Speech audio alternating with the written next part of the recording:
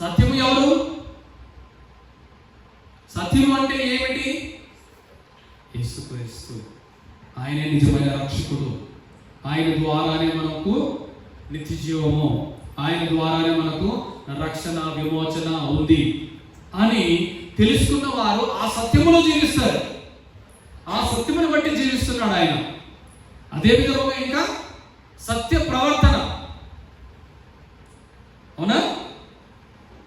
ఆయన ఎంతగా వర్తిల్చున్నాడో దాన్ని బట్టి సత్య ప్రవర్తన ఉంటుంది. ఇంకొకటి ఏంటంటే సౌఖ్యముగా ఉండాలని ప్రార్థన చేస్తా ఉన్నాడు. చూడండి, చదవండి 3వ వచనం ఒకసారి. నీవు సత్యమును అనుసరించి నడుచుకొనుచున్నావు కనుక సహోదరులు వచ్చి నీ సత్య ప్రవర్తన గురించి సాక్ష్యం చెప్పగా బహుగా సంతోషించుచుని.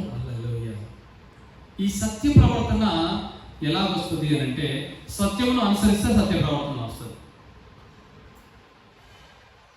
దేవుని అనుసరిస్తే దేవుని కలిగినటువంటి ప్రవర్తన మనము కలిగి జీవిస్తాం.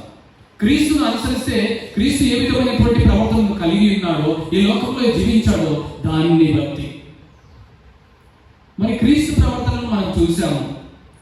అదే పేతురు గారి రాసిన పత్రికలో ఆయన మనకు ఒక మాదిరిని ఉంచి వెళ్ళాడు అని ఉంటుంది. అయితే సత్య ప్రవర్తన, సత్యమును అనుసరించుట. మొదట మనం నేర్చుకోవాల్సింది ఏంటంటే సత్యమును అనుసరించడం నేర్చుకోవాలి.